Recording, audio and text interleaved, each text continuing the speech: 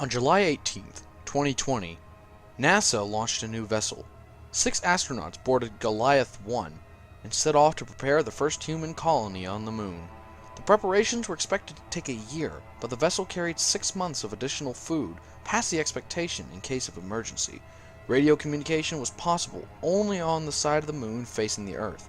The astronauts were told to stay in this area to maintain radio contact. The astronauts had landed on the eastern border of the Serenitatis. This lunar mare was largely covered in basalt and held a few craters, making it perfect for colonization. The goal of the astronauts was simple: map the area for colonization and blueprint the construction of buildings. The only real danger on the moon was meteors striking it, as the moon was devoid of any atmosphere. An electronic journal of the day's events was to be sent back to NASA, along with any interesting photos or videos. Although it was to be seen if anything exciting could happen. It was the moon, after all. The first few months of journals were fairly normal. The astronauts were right on schedule with the predicted progress. They wasted no time to blueprint the area. Everything in a normal town was to be in the future town: a grocery store, a school, a hospital, among other things. Of course, these supplies would need to be sent by other vessels. It wasn't their mission to build anything. Then, on the 17th of September that year, the daily report had not come in. It was speculated that it was forgotten, but didn't come the next day either. Radio communication was not successful with the astronauts, and was only met with static. The radio tower was seen as working perfectly. It seemed that the astronauts were simply not within range of it. Several missing videos were later recovered from the site. The following is a description of each video. The astronauts were told to label their videos by date, using numbers following the date if more than one video was recorded that day. The first video was labeled appropriately as September 16th, 2020. It is around 10 minutes long and is mostly spent examining small craters near the border of the mare. Near the end of the video, the astronaut talks about hearing scratching noises from the crater, but this wasn't audible. The journal sent to NASA for the 16th of September did not mention this noise. The second video is labeled also appropriately as September 17th, 2020. This video was also focused around craters, specifically the nearby Bessel crater. This is an exceptionally large crater, over 9 miles across and a mile deep. The plan was to eventually build a bridge across the crater. This video is roughly the same length as the previous video. The astronauts begin to make notes of the crater when the scratching sound is heard again. This time, however, it is quite audible and appears to be coming from the basin of the crater. The sound becomes so loud it begins to irritate the astronauts. One of the men looks down over the edge to find the source of a sound. A force unseen by the camera suddenly pulls the astronaut into the crater. Screams are heard and briefly before the camera is cut short. The third and final video is labeled Code 7700 Please Help. The date is unknown, but it can be assured it is probably the next day. It begins with an astronaut in an oxygen tent talking to the camera. He explains in a calm voice that he has been unable to contact the radio. He also explains about how 2 of the astronauts have been horribly slaughtered. At this point, tears start to roll down his face, but he continues in a calm tone. The scratching noise from the previous video is heard suddenly and sharply. The camera is knocked to an adjacent wall of the tent. We listen to the astronaut pleading, followed by a heavy thump. The man continues to plead and cry out for help, stating that he can't breathe. The camera is completely turned away from the man, so it is not seen what is attacking him. We see blood begin to splatter the adjacent wall. The man continues to scream for help and is now completely bawling. Blood splatters against the wall for a second time, alongside the sound of bone snapping and flesh being torn from them. His pleas for help suddenly stop and are just reduced to inane screaming and crying. As blood spatters against the wall again, a bit of brown liquid now mixes in with the bright red liquid. The tearing sound has since been replaced by that of squishing and sloshing. The only sound the man makes now is a quiet death rattle. Suddenly, the man goes silent, and several of his organs are tossed near the direction of the wall.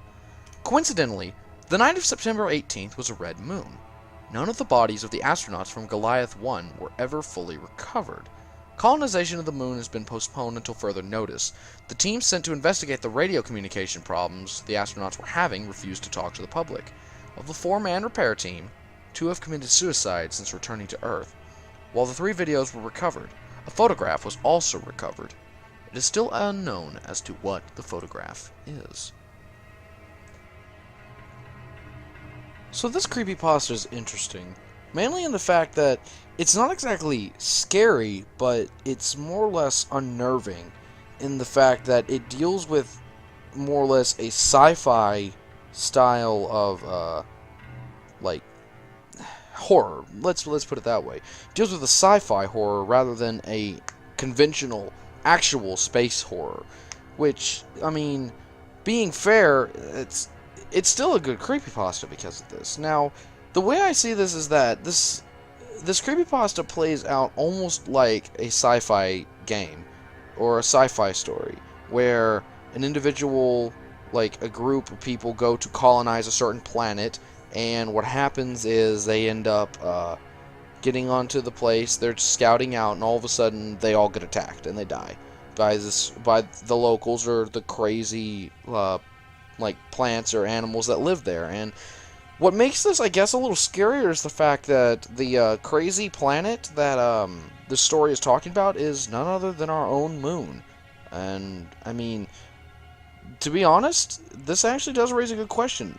What else is on the moon? What actually is there that we don't know about? Perhaps there are secretly life forms on the moon that we just have never seen because, well, let's face it, the first mission to the moon in 1969, that wasn't any longer than, I think, 10 minutes, if I'm correct. Also, subsequent trips back, they weren't very long at all. They were just like a few, like 10 to 30 minute excursions. They weren't like meant to be like year-long process or something. They were meant to just be for a short amount of time. So this actually poses an interesting idea.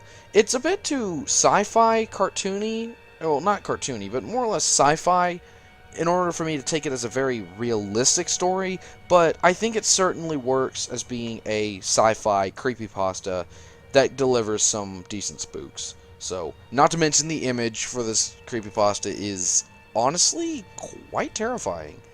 I'll give it that. So, yeah. Anyway, guys, I hope you enjoyed this reading of Red Moon, which is a very interesting creepypasta.